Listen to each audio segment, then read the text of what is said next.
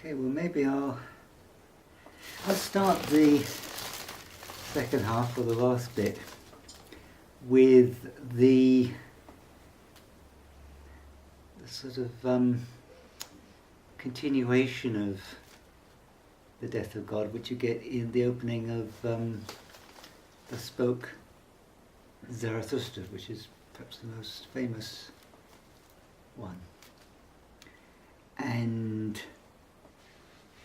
comes at the beginning of the work. And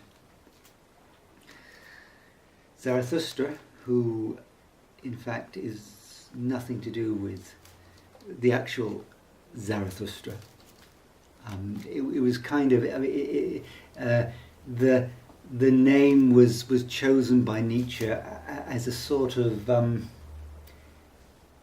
because what he wanted his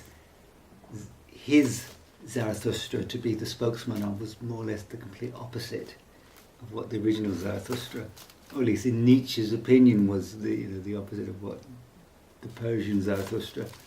So why did he pick that name then? Well, he thought that because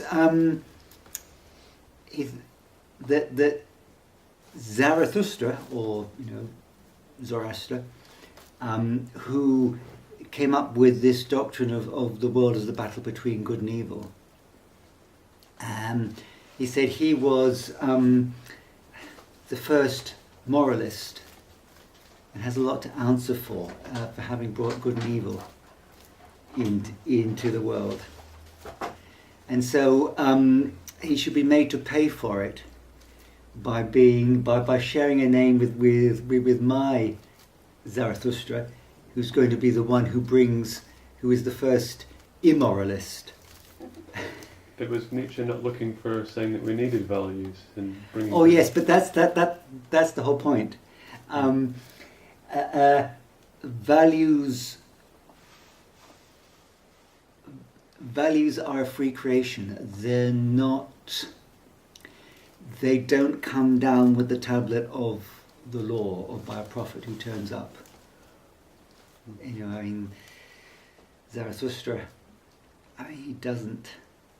The whole point about Zarathustra is he doesn't come down from the mountain with a new tablet or a new set of sort of injunctions, kind of telling you thou shalt or thou shalt not.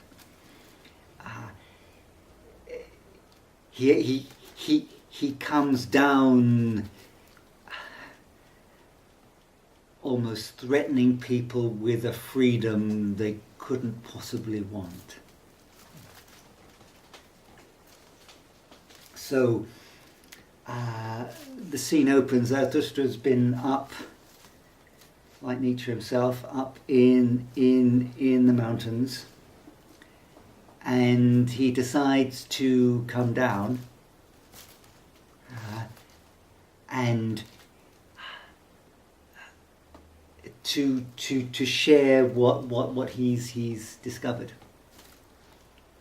On his way down, he meets the old hermit who he met on his way up. So the hermit sees Zarathustra and says, "Oh, isn't he the chap that I saw going up the mountain 10 years ago?" He seems changed. I'll ask him what's been happening while he's been up there. And so he meets Zarathustra and asks him, how's things? And Zarathustra says, I'm on my way down to bring my gifts to the people in the valley. And the hermit says, well, I wouldn't do that if I were you. They won't thank you. They won't like it. You should do what I do. I just stay up here. And Nietzsche asks, well, how do you pass your time? And the hermit says, well, I just, say my prayers and I sing songs to God. And that's how I pass my time, with the usual berries and squirrels and all the rest of it. and they have a nice, lovely conversation, and they kind of laugh like children together. And Zarathustra walks away, and this thought occurs to him, and he thinks to himself, could it possibly be that this hermit hasn't heard that God is dead? And we think, well, it must be. Someone's behaving like the talks like he does. Can't have heard the news. So that's sort of your God is dead bit. Why does the hermit not realise that God's dead? Why does the hermit need God? Or well, presumably, given that the message, Nietzsche's message at this point, is that what human beings are fundamentally about is the creation of values. Where we shouldn't be called sapiens, we should be called valuans or something. We should be named not after our capacity to produce technology, but our capacity to produce values. Does the hermit not have? But the hermit is just carrying on. He's carrying on. He's quite happy with the values that he's been taught. He's not doing any fresh, what comes to be called a transvaluation of values. So he thinks he's probably got some outdated values. Well, yes. I mean, he's quite happy to carry on with the prayers and singing songs, and everything carries on fine as before. But he doesn't realise that the values have been exposed as being. So does Nietzsche think that the values that were held by Christian, the sort of this tradition of 2,000 years, were credible values, worthwhile values that have just fallen, that we've somehow moved on from, and we need to recreate new values? Or does he think there was a problem with those values? Well, he does think there's a problem with those values.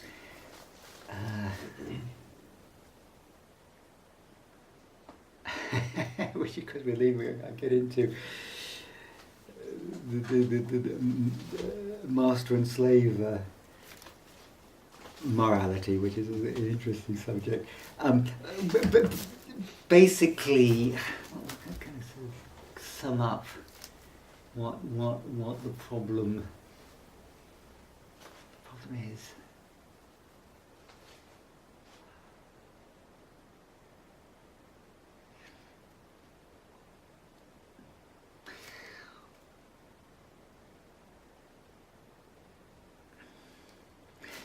That we've the problem is, and it's the theme taken up by the existentialists. It's the problem of what they call bad conscience. It's that we're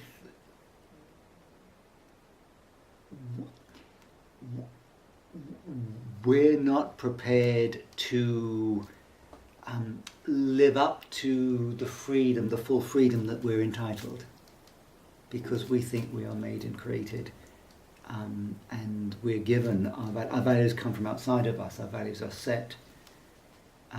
We don't create them in the end. We receive them from an institution, that speaks on behalf of an unquestionable source of values, and our job is to bow down and accept.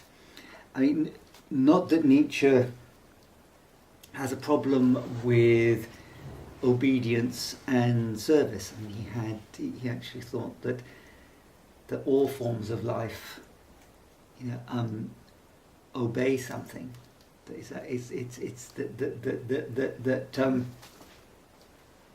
That but our task is self-mastery or overcoming ourselves.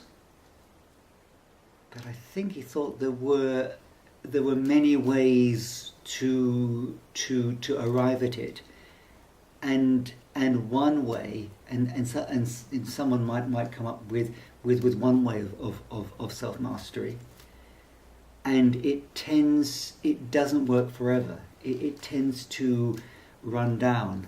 I mean, he had this idea that values devalue themselves, that however good and holy and wonderful a value is at its start, it undoes itself. Are some values not like? Does that, I mean, something like truth or something? I mean, is that a value, like valuing truth? I mean, because that you would imagine can't sort of grow outdated or something. It seems like it'd be quite a permanent thing. Or honesty or something. I mean, are these? So how do values sort of become outdated in that sense? Well, they turn into their opposites. So, I mean, take the example of truth. Someone, you know, on the someone in a genuine, sincere inquiry into truth comes up with a set of truths and teaches them, which is then taught. A school develops. The truths that were originally appeared as an inspiration become a doctrine. The doctrine becomes a dogma. And so what originally began as truth degenerates into untruth. It's that you can't get hold of something as the ultimate and expect that it's going to, at least not your formulation of it. I mean, it won't, something, whatever you come up with won't work forever. So how does that relate to, say, the precepts, for example, where we have like the Buddhist precepts, which are sort of truths or principles that we imagine are going to work forever? So is there a difference in between? Well, they don't work. I mean, even and within Buddhism, you've got the three fetters.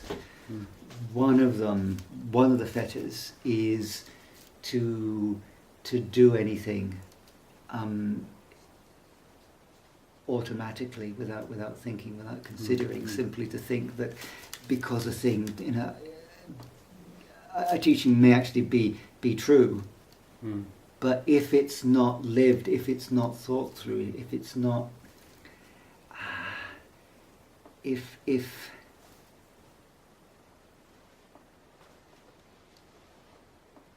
you don't keep penetrating to its validity afresh, it becomes an obstacle. I mean, the thing is that things that were that start off as aids turn into hindrances. There is nothing. I mean, this is Buddhism, but I think Nietzsche would agree with this one, that there are no teachings that are so perfectly formulated, so correct, that they don't become hindrances and obstacles and fetters in their turn when taken as ends in themselves. So, I mean, you might say that when Nietzsche talks about this Nietzschean idea of the creation of values, fresh creation of values.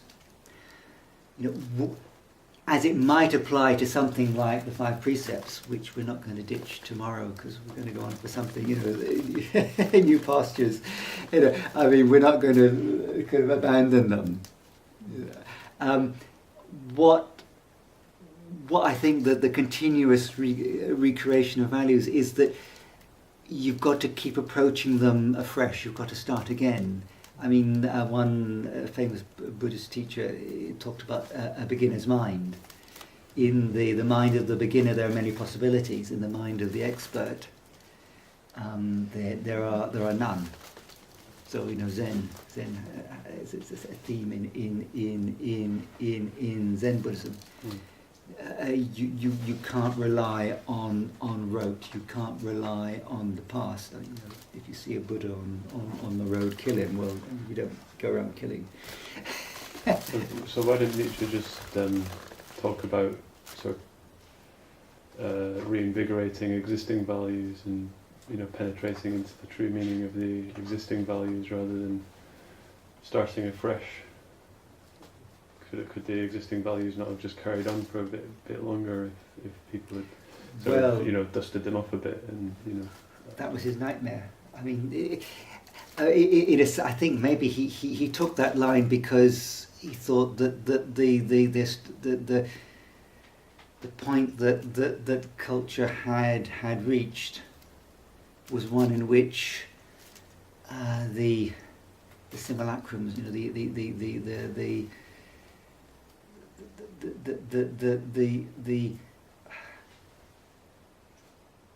the images of meaning were all still in place,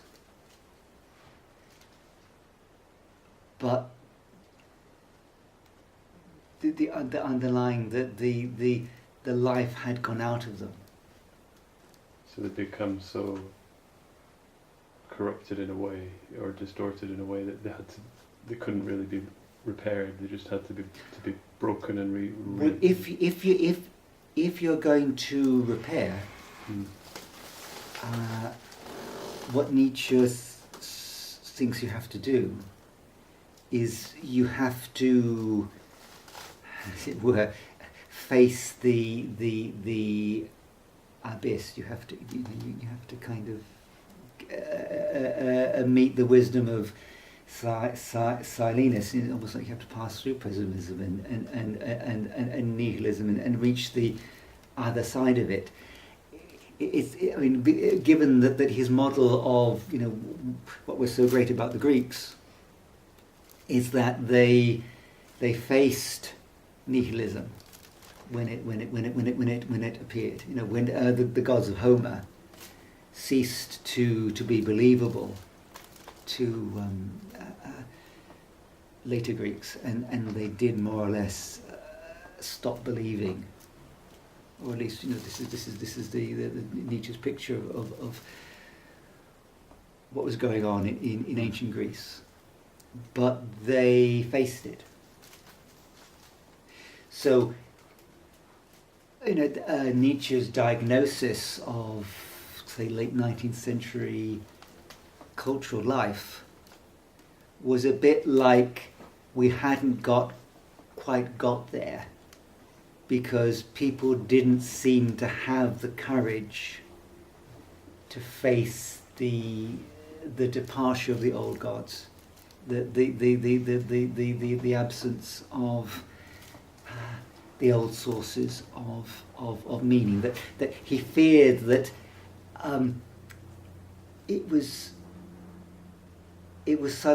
life has suddenly got so much more comfortable that this time round we duck out of facing a reality that now that and this is maybe where industrialism comes kind of that now that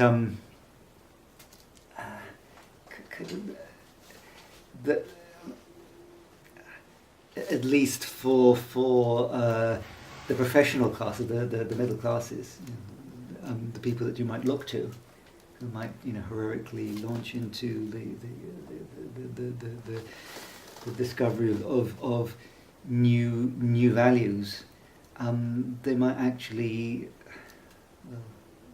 either just get on with a comfortable life and settle for science. In a sense, like the wonders of science might be a way of ducking out of the existentialist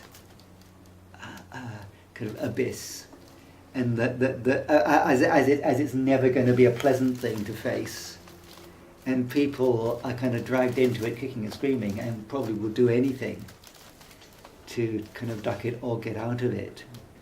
If there's any alternative possibilities sort of dangling, then he thought that too many people who should actually be taking the difficult path will take the easy path. So did he feel that those people weren't mastering themselves then?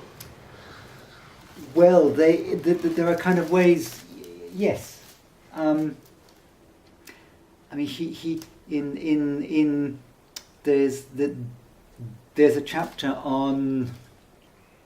in Thus Spoke Zarathustra called on self-overcoming, and he says that in the character of Zarathustra, that Zarathustra has, as it was, sort of interrogated life, and asked, demands of life its ultimate secrets, and life replies that all living things obey something. That all life obeys something. If it's life, it obeys something. So there's no getting out of obedience to something. But given that that's the case, you have a choice. You can either willingly obey and take on well, you can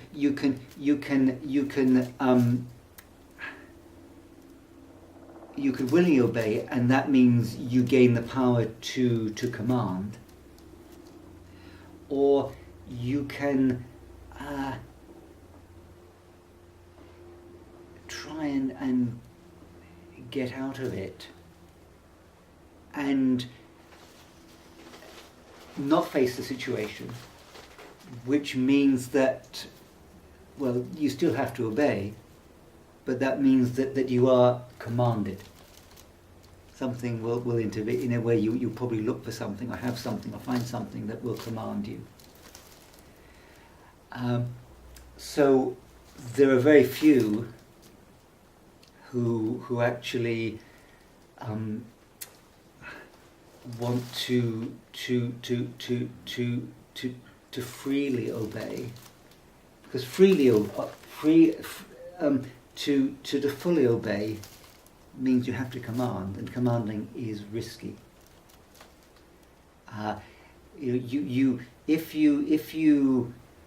If you command, is terminology, that means you judge, you set up values, and almost immediately you are judged by the values that you set up. If you set up a code of values, a set of values, then you live by them. If you don't, your own values come and judge you. A kind of softer option is you kind of accept the values that are given to you, which means that if you can get away with it a bit on the sly, and no one sees you, you do get away with it because the values are exterior. See, if you have a set of values and they're values that you've taken on, you have to keep them because you know you're the one who knows if you're not keeping them. So you don't escape. There's no getting off the hook. So going back to Mike's point about the precepts, this is where I was sort of thinking, how do the values, if you couldn't call the precepts values, how do they become devalued in themselves? In themselves. It's surely our interpretation and our adoption of them that is flawed, not the values themselves. Well, yes, not.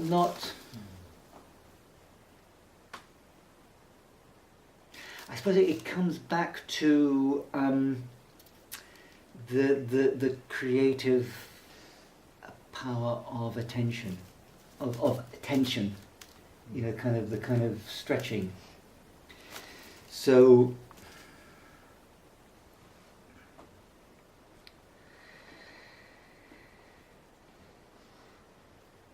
That if you set up a goal, then you fall short of it. You've kind of, as soon as you've got a goal, you've got a journey to get to the goal. So as long as while you're journeying, you're not at the goal. You're well, how can it be? How can a value? It's obviously good. Be how can a value like love devalue itself? When something with its name, with the same name, takes its place, but isn't really. I mean, in the Buddhist tradition, that there's a tradition of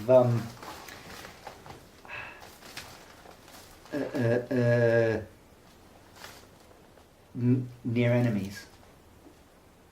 So in the case of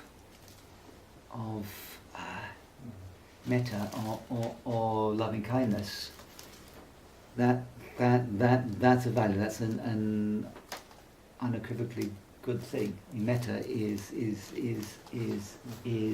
good. It's got a near enemy. You could call it, pema, or sticky affection. That is where there's a certain amount of clinging comes into it. You want something in return as well. Yes.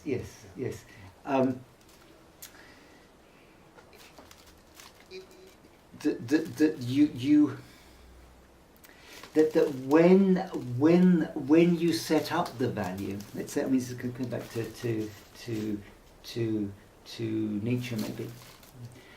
When you set up the value for yourself in your life, that was it would be experienced as a very strong moment, a kind of that you were stopped in your tracks. You know, you're struck by lightning. You're kind of bowled over. You know, in a sense, the value. It's not like a nice little kind of value kind of stroke. You know how lovely it is. The value isn't like a sort of lion or a tiger. It kind of it seizes you. You know, it's like you're kind of teetering on an abyss, and it's a bit like the value jumps on you and pushes you over. It's like the value that kind of pushes you over the edge of the cliff, and you fall. And you kind of fall into the unbearable kind of nature of holding a value. It's like a sort of hot coal you can't swallow and you can't spit out. in its full genuineness, it's quite uncomfortable. But while one's in this very uncomfortable state and you're bearing with it, you can see it with sort of burning clarity. The necessity for love, what love is. But you can't, we can't maintain that intensity. We want to retreat from it. We want to have a bit more, life to be a bit more comfortable. We don't want to be forever falling. Hanging upside down over an abyss, if not actually falling headlong. And so we settle for something that's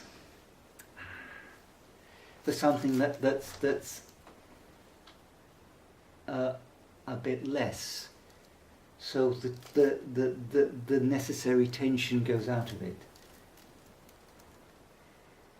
I mean, it's not. I don't think. I mean, I couldn't think of any way to make the case to say that love turns into hate. Well, I mean, in a way, metta doesn't turn into hate. I mean, in a way, you can say love might. A wounded lover might end up hating. In fact, there were ancient Greek philosophers who came up with the idea that love actually does turn into hate, inevitably. And there was one, in a way, that's the sort of the engine that drives the world. That opposites turn into. I mean, Heraclitus, for one, he had a doctrine that the opposites turn into each other, and that the extreme of one turns into flips over into the next. A bit like sort of the extreme of yin turns into yang, and the extreme of yang turns into yin kind of idea. Is that because of the strength of passion or force or will or whatever that's gone into that initial emotion has to then turn into? I think it might actually be. Well, I think for Nietzsche, it might be that there's no actual ground. There's no steadying ground. In a way, that's the kind of newness, even the sort of Nietzsche's kind of transvaluation of all values or revaluing of values. I mean, the revaluing. Why values need to be revalued, why it was called for, was that the carpet had been, he thought the carpet has been pulled out from under everyone's feet, and that Western culture was like the cartoon character that runs off the cliff and is sort of running in mid-air and doesn't fall because he doesn't realise or doesn't want to or isn't prepared to realise, doesn't want to realise that he's run out of ground and he's in mid-air, there's nothing underneath him, so he carries on running. So was Nietzsche speaking to people as individuals, or was he speaking to sort of Western culture as a whole? He wouldn't to individuals. It would only be an individual who could meet the call. Okay. Institutions don't. Okay, yeah. So I had the kind of impression, like before, of Nietzsche that he was saying, God had died in this great big event, that covers the whole of society or the whole of the world even, and that this needs to, we need a new set of values to emerge in its place, and that was going to be some sort of collective set of values that emerged. But you're saying that's maybe not the case. He's addressing individuals who need to deal with this problem, in their own way. He talks in terms of his target is individuals, because it quite possibly has political implications, but in his philosophical works he deals with human exemplary characters.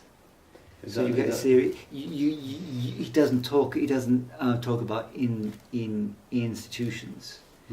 His characters always address individuals, Isn't that necessary to society to have a collective set of values? And also maybe that's a lot of work if everybody has to work out their own values, because you could get somebody who's a good example, like Jesus or the Buddha or whoever it is, and who's worked out what good values are, is an exemplar. And then you can yes. I mean, he thought that most people would be happy to be part of a herd, and there would be shepherds.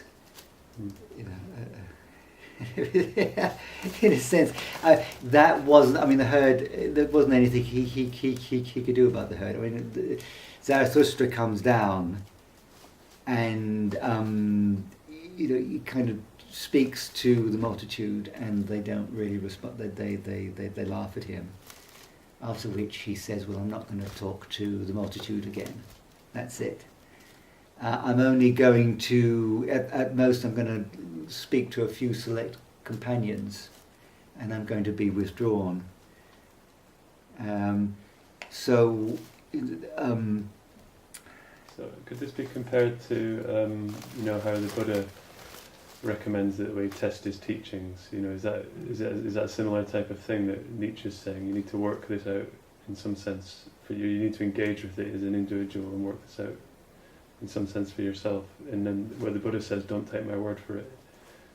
Listen to what I have to say, and then go away and test it with your reason and in your experience." And is that like the type of thing about keeping it fresh? And yes, that what keeps it fresh is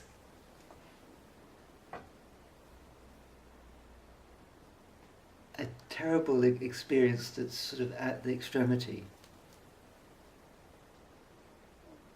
which each person encounters individually and alone, in a way that's probably the reason why it's not addressed to institutions. It's addressed to individuals. Well, the bad news is what I just said. The good news is it's not the end. You mean we all face some terrible difficulties? Well, in the sense, not that. In a sense, maybe the bad news. Well, for Nietzsche, the bad news is that it's almost infinitely avoidable. If anything, the problem is it's almost too easy to avoid, and only a very, very, very few, are blessed with a confrontation with the groundlessness. Most of us remain the cartoon character who's happily chasing along, in midair, happily oblivious to the fact that there's no ground underneath, because we're quite happy. Does Nietzsche want anyone to be happy? Well, he had an idea of what happy. Well, that's he thought that if people were that happiness, that people were happy, truly happy, if they were, if they could fulfill what he called the will to power, which is not jackboots and leather kind of marching across it. It was not at all that. The genuine will to power, there's the will to power that bestows happiness, is when you experience yourself as being able to be of benefit to others. So, surprisingly, for Nietzsche, in spite of his kind of reputation and kind of sort of grim reputation, but as far as in a way, his reply to Schopenhauer that Schopenhauer got it wrong, is actually that what he missed out was that happiness, there is more to it than art, music, and self-annihilation. The act about happiness and fulfillment comes through being of benefit to others and making yourself the kind of person who can be of benefit to others. That's what he means by power. The ability That's in fact what he means by power. What does he mean by benefits in that context?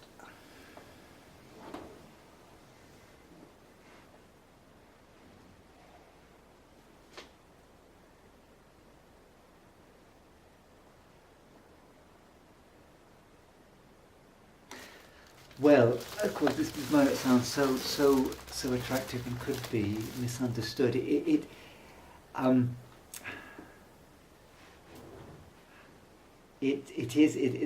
We're having power over others. I think that in the passage I'm thinking of, he's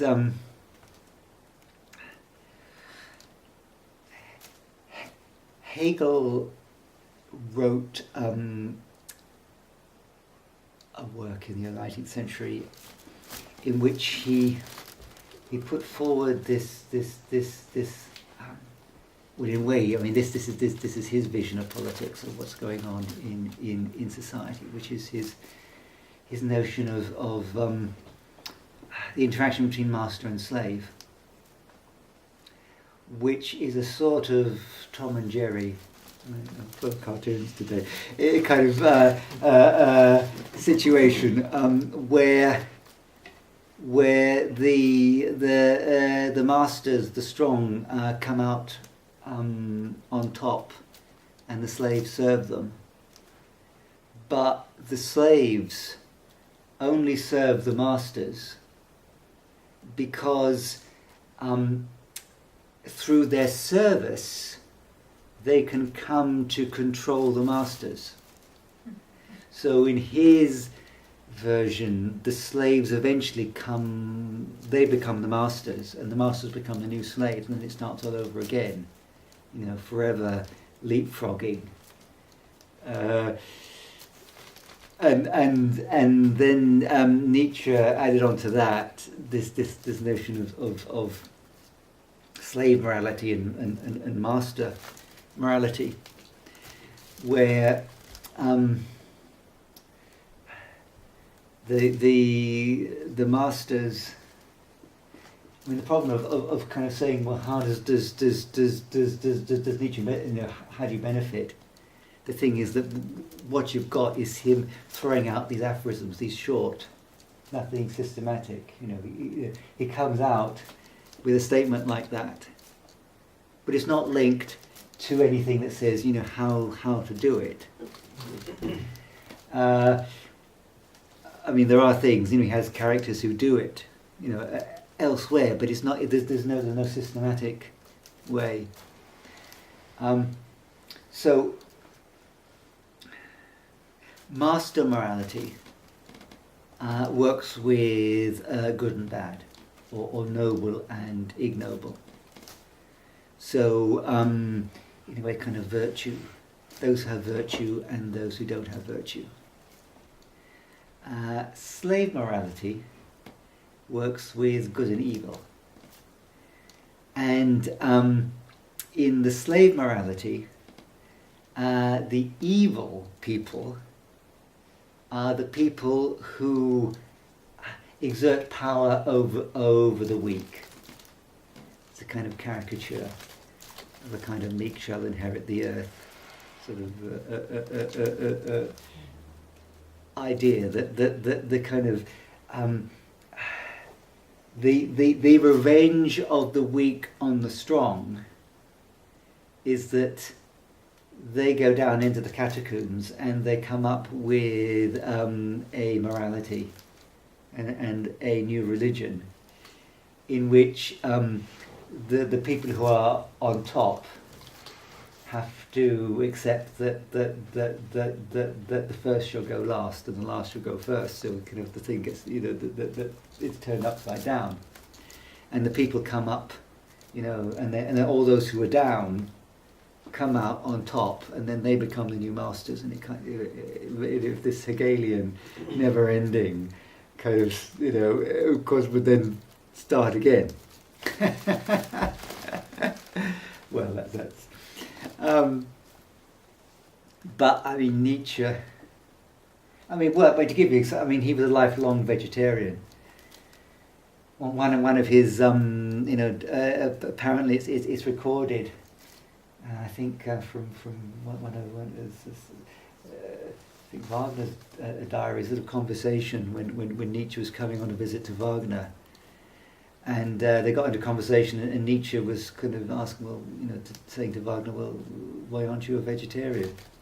Particularly as you're such a fan of Schopenhauer, what are you eating meat for? So.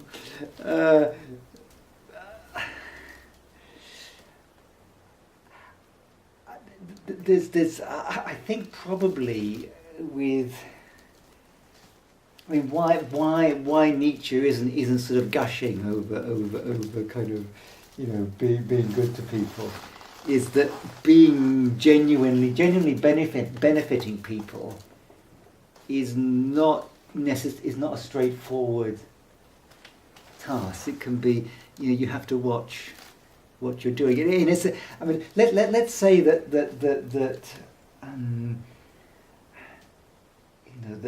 the best thing you can do for someone is raise them up in the scale of being. Anyway, you could say that that's actually the kindest thing. Now, what you might do to raise someone up in the scale of being might actually be to stand back. I mean, James Hillman, in one of his talks, gives this dreadful story, which he can only tell because, because it's a Jewish story told by Jews, and it's the story of this father and son. And the father wants to teach the son courage. So he gets his son to climb up a step. And he says, well, jump off the step and I'll catch you. And so the son, climbs up the step and jumps, and the father, catches him. He says, well, climb up another step. So he climbs up 2 steps and now jump. And the son jumps and he catches him. Now, all right, go up to the top of the staircase. Jump and I'll catch you. And the boy jumps, and the father steps back and lets him fall down the staircase. Now that's of course what an immoral father.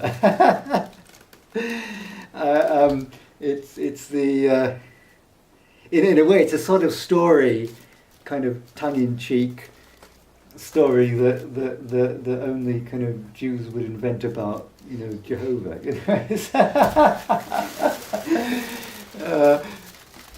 And of course James Hillman tells it because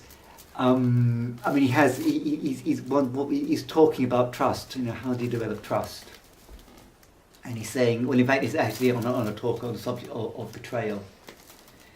He says that you can't actually learn to trust unless you have the experience of betrayal. He says that, that if we were forever in Eden, then how would we learn? How would we progress? It's a bit like you have a whole host of cartoon characters who are kind of running in mid-air and sustaining themselves. Blissfully self-ignorant of the fact that there isn't a ground underneath them. Would the kindly thing to do would be the kind of Zarathustra character who sort of comes down from the mountain all the time, knowing that actually there is no mountain. He hasn't got anything underneath his feet. But anyway, that in fact, there's no ground underneath your feet. There's absolutely nothing there.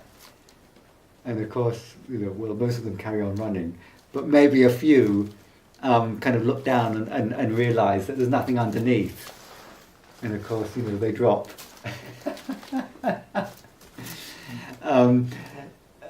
Are they better off? Is that progress? I mean, there is. I mean, you do get I mean, you do get archetypal stories even within in Buddhism, where you get a guru and a disciple. You know, the stories of like that. Very stories of stories. I mean, this is tantric Buddhism, so it's all very colourful.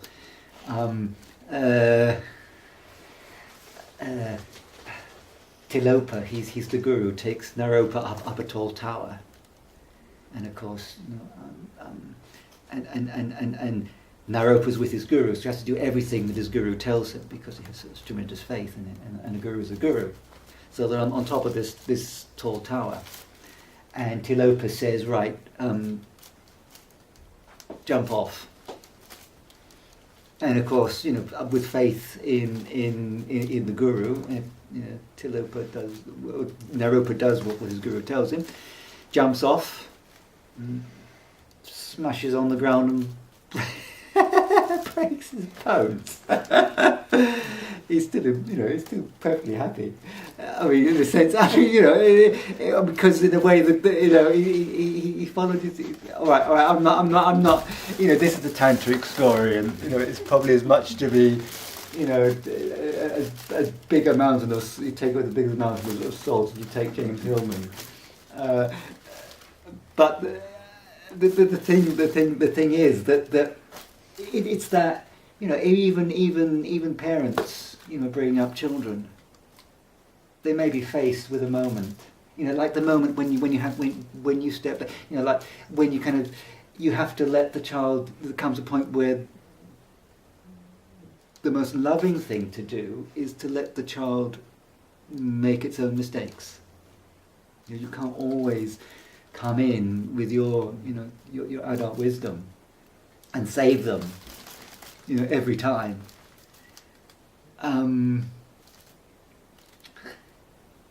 I suppose that's the this is sort of like the significance of Nietzsche. He's like he kind of keeps cropping up, if not things that he was the first to point to.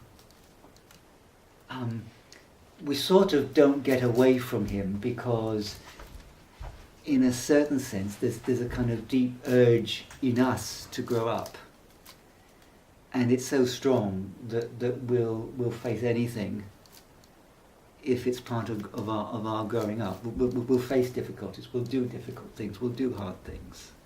We'll face hard truths. At the same time, he's a difficult thinker,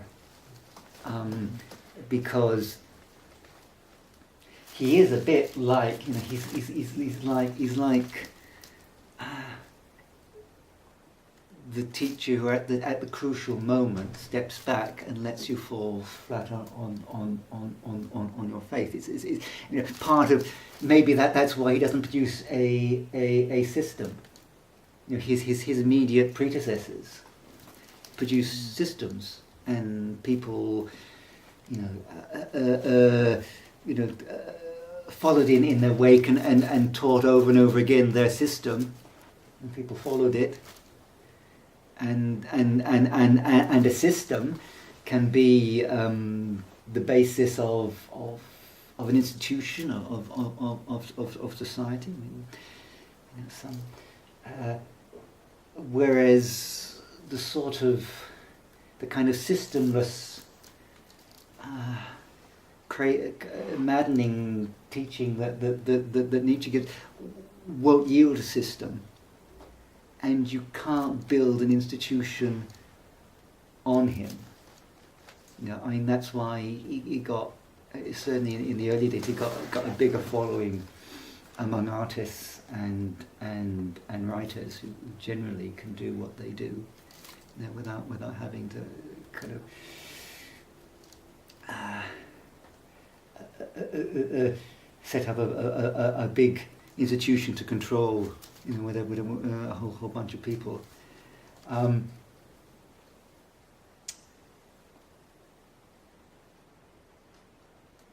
But of course, you can set up institutions and you can get trapped within them. So in a way, that this is where kind of the social dimension comes in. That the price that we pay for the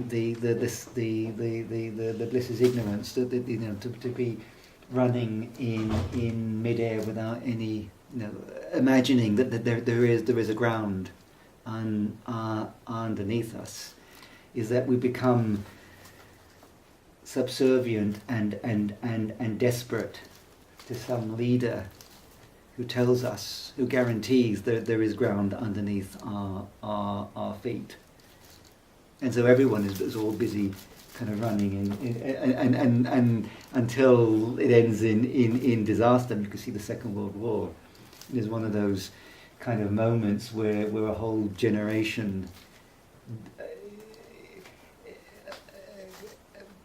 kind of falls for someone who tells them that who puts ground underneath their feet that isn't really there, and in the end everything collapses because there isn't anything. I mean, in a way that's the warning. If you don't acknowledge, or if you don't have the right attitude to the fact that there isn't an eternal permanent ground underneath, sort of supporting everything, and you sort of bury the ostrich. It'd be difficult to be an ostrich because there's no ground to bury no sand to bury your head in. People, kind of dictators, will provide the sand, of course, but the thing catches up on you. Is this a little bit similar to the perfection of wisdom, where kind of the fuel for clashes, for unhappiness, is clinging attachment to anything, including views, including the precepts, wrong views? Well, it's got, you can, there is a possible meeting there. Again, with the necessary caveats and cautions that you've got two different, they are different. But there is, in turn, that there is a kind of meeting, a kind of moral meeting, in the sense that you can. It's more comfortable to stay with delusion, and it will seem to work, but in the end it will lead to suffering. And in fact the biggest price, maybe the biggest price that you pay for delusion is that you fail to be able to help others to your fullest capacity. And maybe that might be an answer to your question as to how, what form does the benefit take? How do you benefit? What benefit? I mean, without being specific, it's a sort of ground plan that, I mean, we have a Buddhist figure of white Tara, which has an eye in her hand.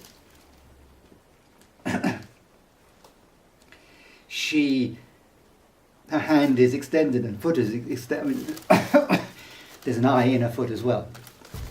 So every limb that is extended to help has an eye. It sees clearly. Of course,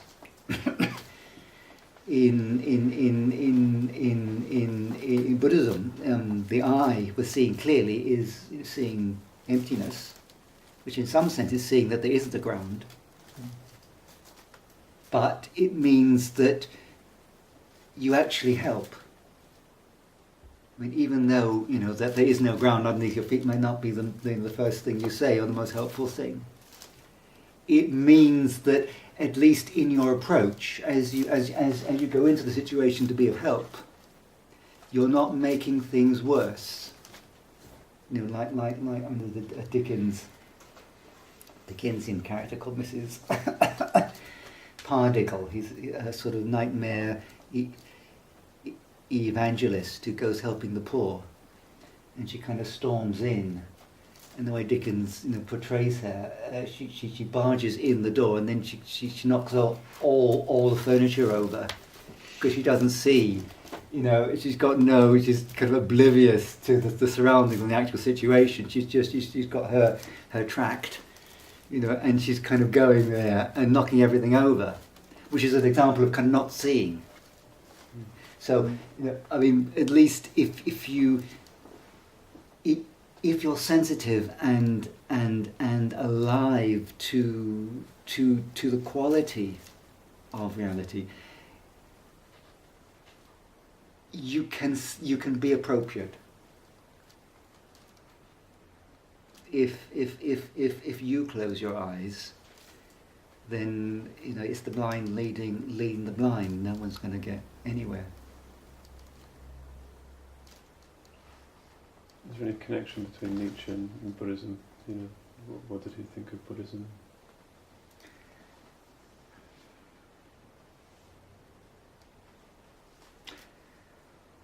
Well, actually, an older member has written a book on the subject. You can read a whole book, Nietzsche and Buddhism. But to kind of sum it up, I think he saw well, at least Western Buddhism, quote unquote, as I mean, in some ways, Nietzsche was probably the first person to start worrying about such a thing and what it might turn out to be, is a kind of dead end. I mean, Nietzsche was quite worried about people finding comfortable alternatives to the uncomfortable truth or to the more finding easier paths. He thought that the kind of Buddhism that Westerners would take to would be another one of those easy paths or easier paths which would distract them from taking the more difficult path. So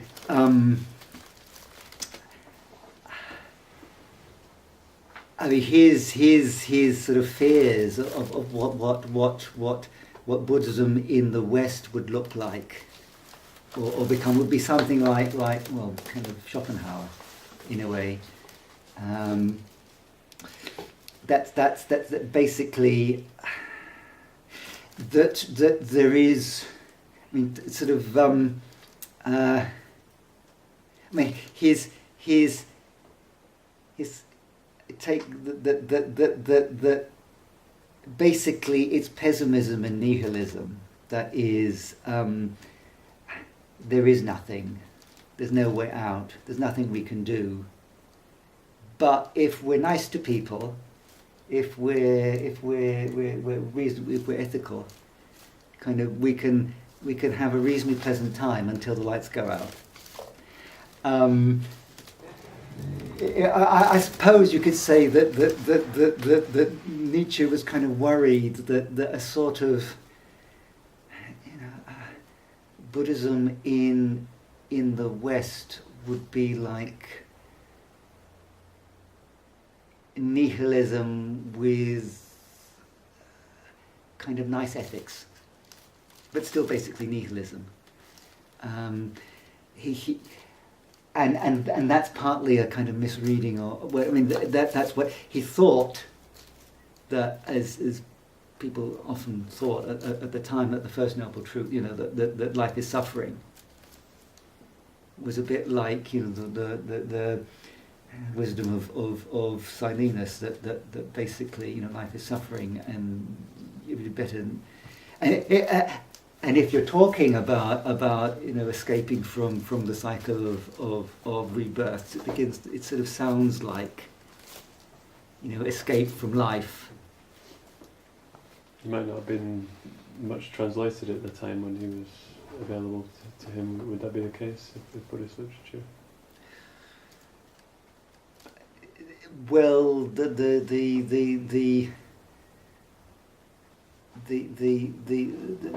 Polytext Society had just got started. He could have read Rhys Davids's Buddhism. It came in just in time. It came out just in time. I mean, the thing is but being Nietzsche being,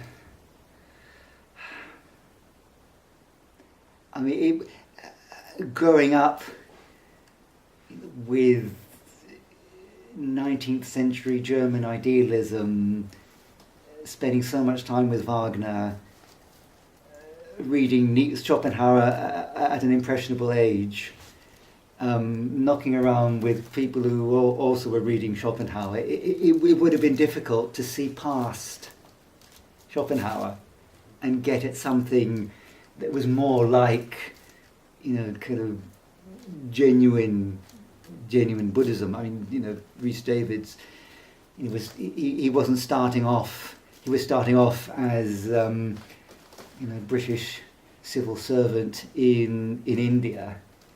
He wasn't kind of reading Schopenhauer and kind of approaching Buddhism that way. He was kind of interested in the monuments and the Theravada monks, that he knew about. He was in Ceylon, and kind of thinking, well, let's investigate this and find out what it's about. So, he was more in a position to start getting a clearer picture. The thing is that 19th century Germans were already galloping away with their Buddhism. They would have to have kind of brought the careering horse to a stop, as it were, to actually start engaging with actual, the actual kind of Pali texts. And I don't think, and well, in a way, Nietzsche's kind of Pali texts were his Greeks. He didn't go. I mean, maybe in an alternative universe or somewhere, the ancient Buddhists would have been the equivalent of the ancient Greeks, and he wouldn't have written The Birth of Tragedy. He would have written, The Birth of Not Self or something. But it wasn't. That wasn't. He was too much in the middle of the culture of the time. Is there any indication as to whether he regarded his own life as comfortable or heroic? Well, quite notorious. Yes. I mean, whether or not this was actually him sending himself up, because there is some, there is a buffoon figure in Laspake, Zarathustra, which something is a caricature of Nietzsche himself. I mean, in some ways, there was a whole series of aliases of these kind of spokesmen, for different points, and the buffoon is one of them. I mean, he wrote an autobiographical work, Ecce Homo, that is, Behold the Man, which is, of course, the thing that's said about Christ,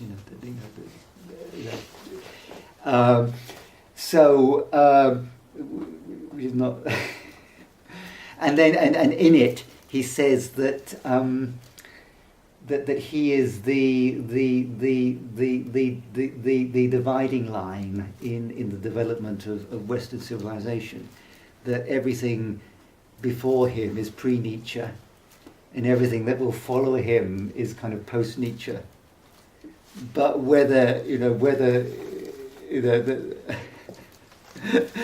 how seriously? you could have meant that. I mean, I suppose the thing about Nietzsche, he wrote things and sort of believed them, but he believes them within a framework which he also believes in, which undoes your confidence, which undoes what he believes in. That sounds really convoluted, but it's kind of it's a bit what you get when you try and get to grips with actual kind of Nietzsche texts. In a way, Nietzsche is that sort of thing.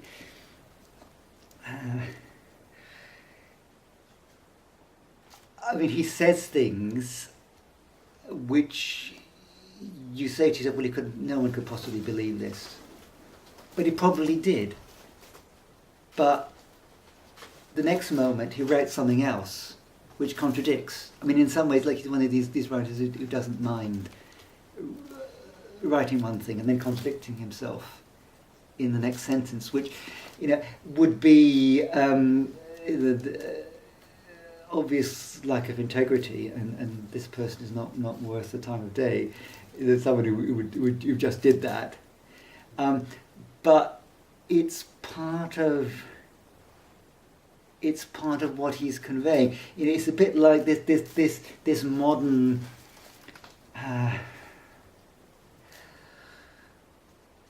tendency to not give you so much the truth as to give you an illustration of the process of arriving at the truth. So you don't get a truth, an absolute truth. You get an ongoing process of someone's, going in the process of arriving at the truth and never actually quite arriving at it. Which is a bit like this afternoon. I've heard. And it's gone past 5 o'clock and people may have things they need to go to.